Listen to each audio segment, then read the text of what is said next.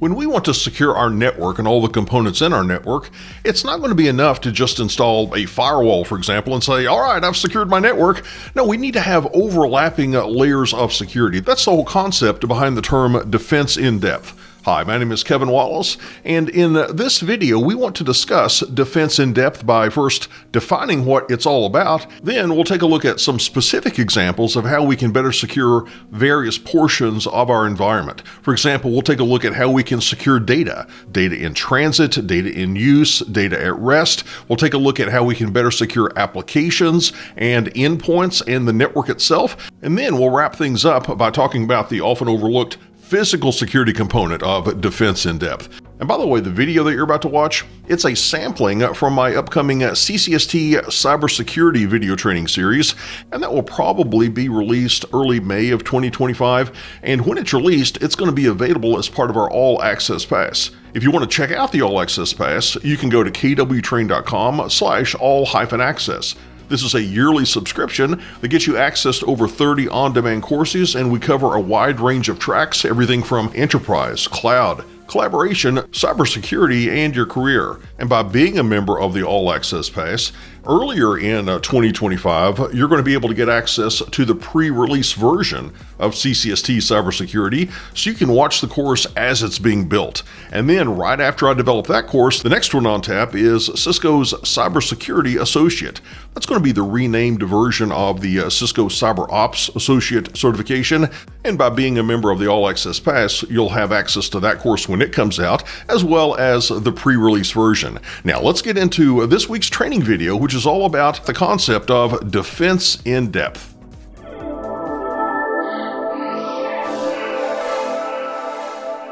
If you're reading through Cisco's cybersecurity literature, or really any vendor's cybersecurity literature, you may come across the term of defense in depth.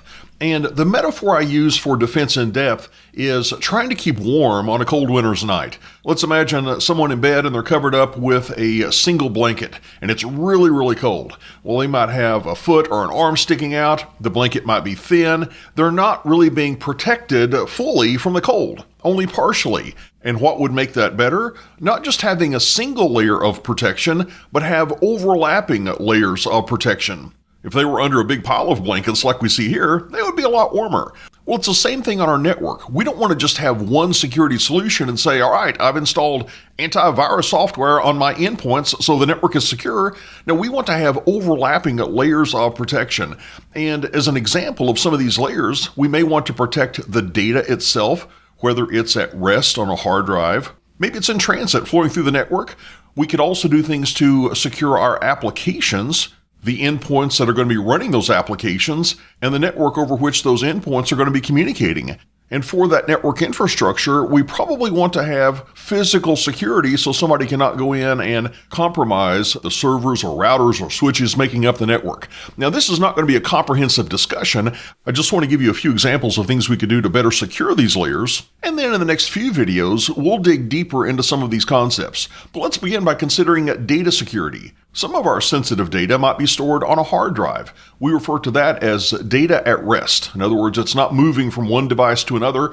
It's in one place. It's on that hard drive or a solid state drive. How do we protect that? Well, a great option is to do encryption. And there are various encryption options for your hard drive. Microsoft Windows comes with one built in called BitLocker, or if you have Mac OS, you could use FileVault. And if the data is flowing through the network or maybe going from one site to another site over the untrusted internet, we might want to encrypt that data in transit. We could do that with a VPN, a virtual private network. And there are several options for VPN clients out there that we could install on our endpoints. Cisco has one that used to be called the Cisco AnyConnect VPN. Now it's called Cisco Secure Client. But a couple of other popular ones out there are NordVPN and Hotspot Shield VPN. Another data state we might want to protect is data in use. This is where the data is actively being processed or edited or maybe displayed on a screen. And this can be a very vulnerable state for our data because the data must be decrypted in order to be processed. For example, an attacker might run a malicious process that accesses memory in which our data is currently residing. Or maybe they do screen scraping where they capture the data as it's being displayed on a screen. And the question is, how can we better protect data in use? As one example, we could have that data run in what's called a secure enclave or a trusted execution environment, a TEE, where no unauthorized process can get access to that data. An example of a trusted execution environment technology is Intel's Software Guard Extensions, or Intel SGX. And another way to protect data in use is to do secure cleanup. This is going to wipe out any sensitive data from memory after it's used. And this is done by overriding the memory locations that were previously storing the sensitive data. Next, let's consider securing our applications.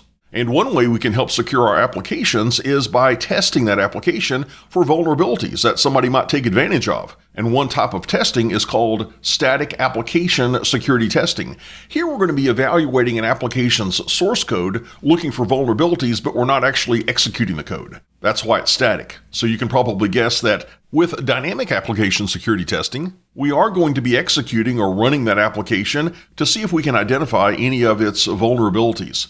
Another type of test is called fuzzing. This is where we send input into an application that's not expected, maybe random data. We're trying to determine if we can send it certain types of data that will crash the application, or maybe cause that application to have a memory leak or to behave in some other unexpected manner. And in an upcoming video, I'm going to give you a few other options for application security.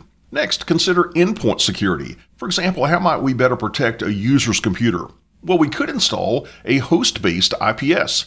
That's an intrusion prevention system. And a host-based IPS is going to be able to take a look at traffic coming into the computer and compare that traffic against a database of well-known attacks.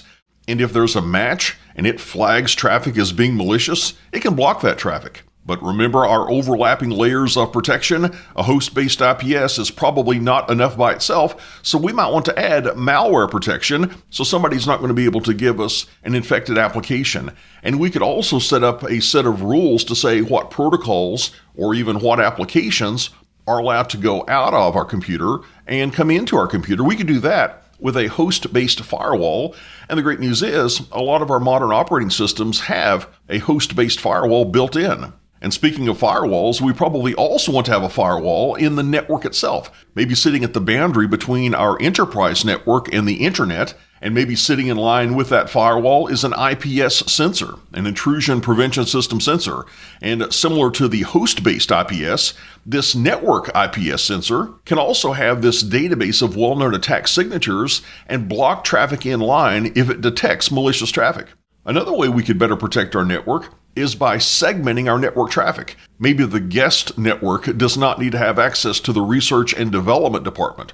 Well, what we could do is logically segment our network into different VLANs, into different subnets.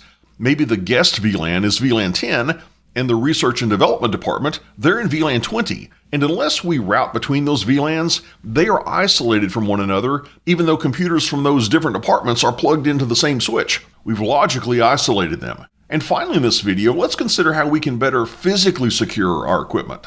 Maybe to get into a secure area, we have to badge in. We have to swipe our badge, which has a chip in it, and that's going to give us access to a particular room. Not only is it going to give us access to that room, it's creating a log that we, with our badge, swiped into that room at a certain date and time. And you've seen it plenty of times in the movies where somebody will steal a badge and an unauthorized person gets access to a secure location. Well, to help prevent that, we might use biometrics, where somebody has to provide their fingerprint or a retinal scan or maybe facial ID.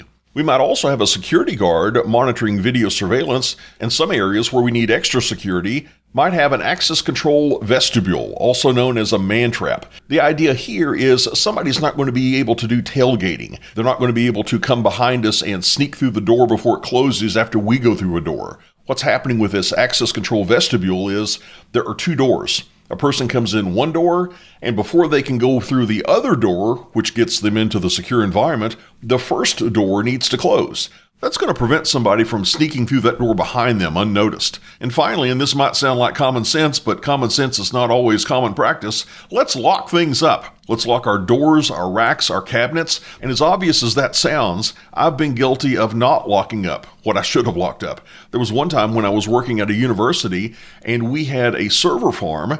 And in that server farm room, we had a lot of extra network equipment, just spare equipment that we could swap out in case something went down. And in order to get to that room, you had to go through 3 different doors, each of which could have been locked.